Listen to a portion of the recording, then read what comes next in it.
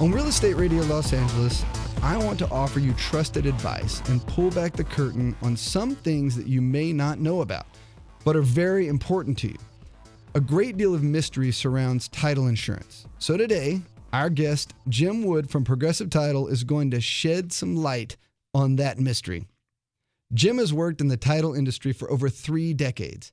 He started his career in the tax department for a major title insurer here in Los Angeles, and over the years has worked in nearly every phase of the title insurance industry. He has worked in searching, examining, title, and underwriting departments for a number of different title companies. Jim has experience in residential, commercial, and subdivision transactions. He currently serves as Vice President and Operations Manager of Progressive Title Company in Los Angeles, a position he has held since 1995. Jim is the ideal person to answer our title questions today. Jim Wood, welcome to Real Estate Radio Los Angeles. Well, thank you, Todd. It's a pleasure to be here with you. First of all, I understand you're a father, so I'd like to wish you a happy Father's Day as well. Thank you very much. And appreciate that. Again, to all of our listeners, happy Father's Day. I hope you do something special and have a little extra fun today. All right, so Jim, the first thing that I want you to explain to our listeners is what exactly is title insurance? Well, Todd, when it comes to title insurance, I can give you a legal definition, if you will, but it probably won't mean much to the layperson.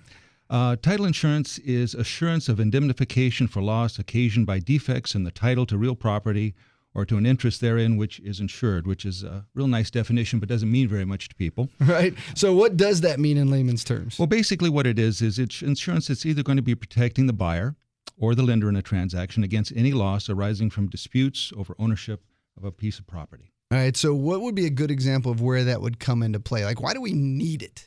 Well, typically when people think of insurance, they think of casualty types of insurance, auto insurance, health insurance, things like that. But These are casualty types of insurance where you're insuring future events.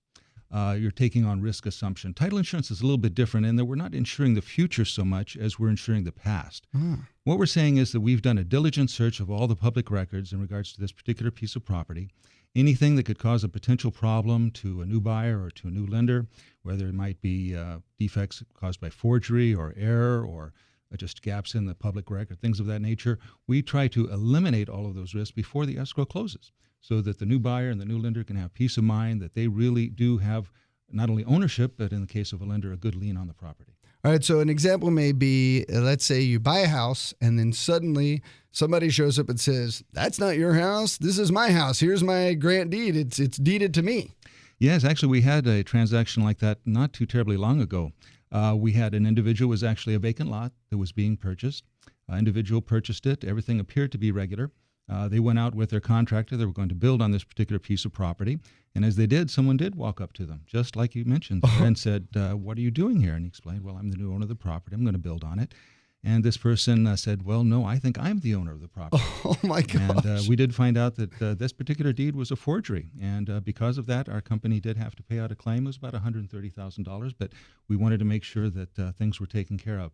And that's the sort of thing that happens when it comes to title insurance. So the person who bought the property was completely protected because he was insured by you guys. Yes, exactly. Well, that's why you want to have title insurance. Now, what is the cost of title insurance? Well, the cost of title insurance, basically, it depends on the liability.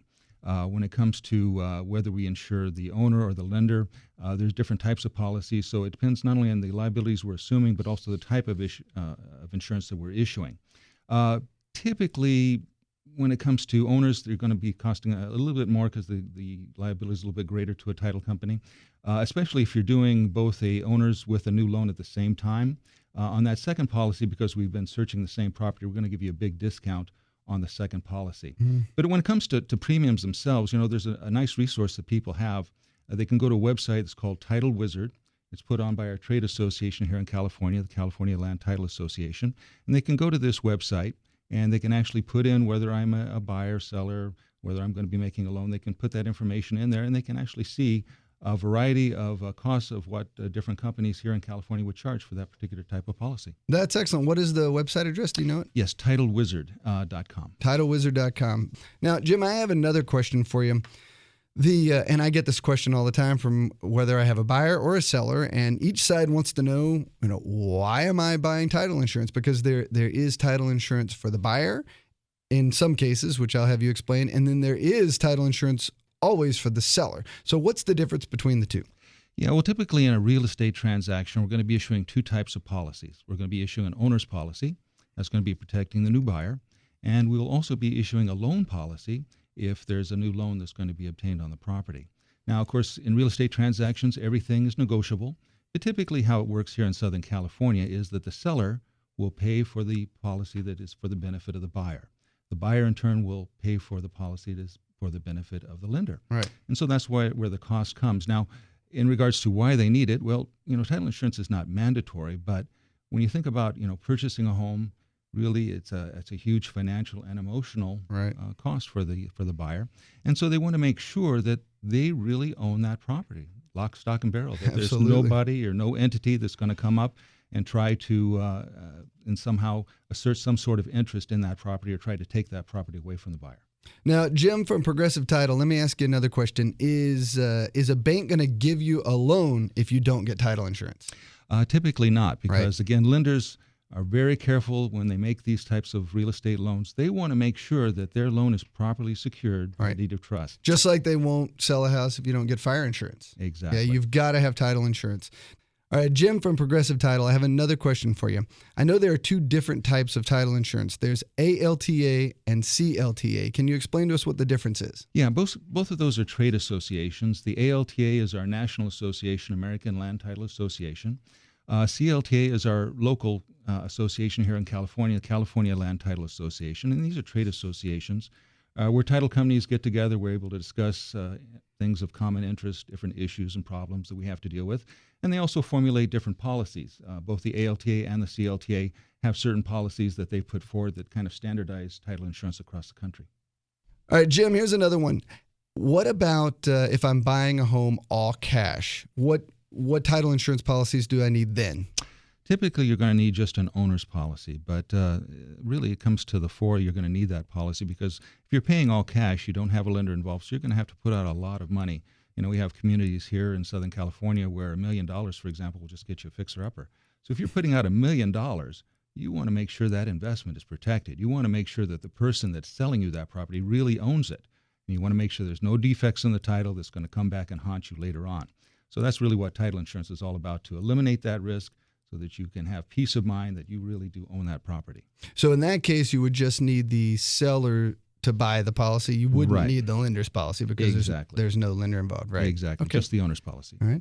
Now, you mentioned to us earlier a story about how you came in and protected someone where someone had a false claim on the property. Do you have any other interesting stories like that?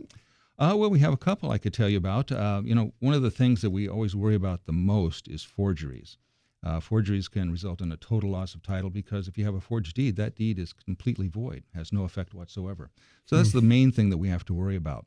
Recently, we just had two of our title assistants, I'll have to give them a shout out, Corey Meza and Helen Portugal, who found forgeries just through diligent efforts and careful examination of the public records, and we certainly thank them for that and really helped us. But we had one that actually came to us a little bit in an unusual fashion. It was about a $4 million sale here in Southern California.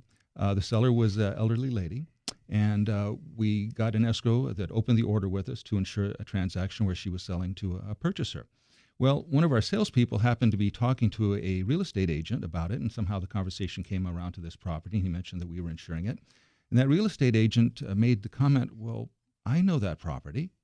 I know that lady. I've been trying to get her to sell that property for years, and she never wants to. In fact, I can almost guarantee you she's not selling that property now. Oh. So we did some more investigation. We actually were able to contact the seller, and she assured us that no, she was not selling that property, and that deed that was put into escrow was a forgery. Wow. Now, all of this happened just about 2 days before escrow was set to close.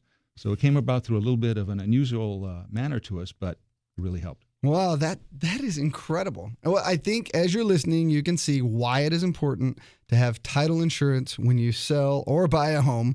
It completely protects you from forgeries and many other claims against the property. Jim, I mentioned in the earlier, at the very beginning of the show that by bailing someone out of jail, you could actually cause a problem. Can you explain what I was talking about?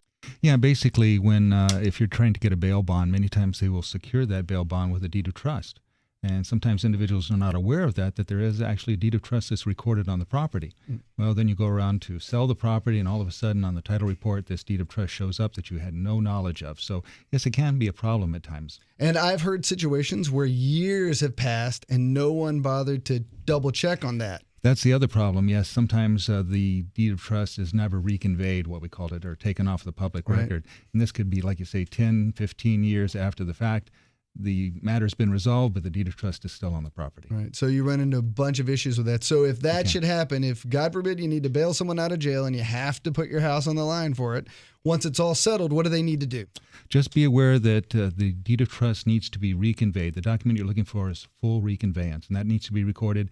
That tells everybody that, hey, this loan is no longer encumbering this property. So you need to get the bond company to do that. Yes. Right. All right. That's very important. Okay. Now, over to you for title insurance, Jim. If we do something like that, have I suddenly made my title insurance null and void? Depends on the type of policy that was issued. Some of the older policies, for example, what we call a CLTA standard owner's policy, yes, you actually would terminate the insurance, and in order to continue it, an endorsement or a rider to the policy would have to be obtained. Typically, that endorsement runs about $100. The title insurance industry looked at this, and they saw that this was a problem because even estate planners sometimes would forget, oh, we need this endorsement to the title policy. So in some of the newer products, such as the ALTA homeowner's policy, that coverage is now continuous. It automatically goes to the trust. Nothing needs to be done. No endorsements need to be attached. All right, so we're talking about very small amounts of money here to protect you. So if you do this, do check and see if you need a rider. If you've purchased your home Probably if you purchased your home before, say, 1998 or so, you should take a look and see if you need a rider. Let's say you have a living trust. You own, and you want to buy new property. Right. Yeah, all you have to do is make sure the escrow, when they close title, takes title in the name of the trust. Gotcha. And so if you already had a piece of property when you created your trust, you just take a copy of that deed to the new escrow, and they'll just copy that language, and it's in the trust when they close. Now, typically the concern deals with the lender. You want to comment on that? Yeah, sometimes lenders are a little bit hesitant for whatever reasons to make loans to trust. Sometimes, especially in refinance situations, they will ask individuals to take property out of a trust and simply sign as trustors individually. The thing that you have to be careful about with that, if you do take it out of the trust, after you've signed that loan, you want to make sure you put it back into the trust, because sometimes we found situations where people forget to do that, and then unfortunately they pass away and they don't get the benefits of the trust. Exactly. They end up having to go through probate when they thought everything was covered. Yeah, that's a terrible mistake to make. Exactly. And thanks to Jim Wood with Progressive Title, and also a big thank you to Gary Morris with Hart, Maris, and Morris.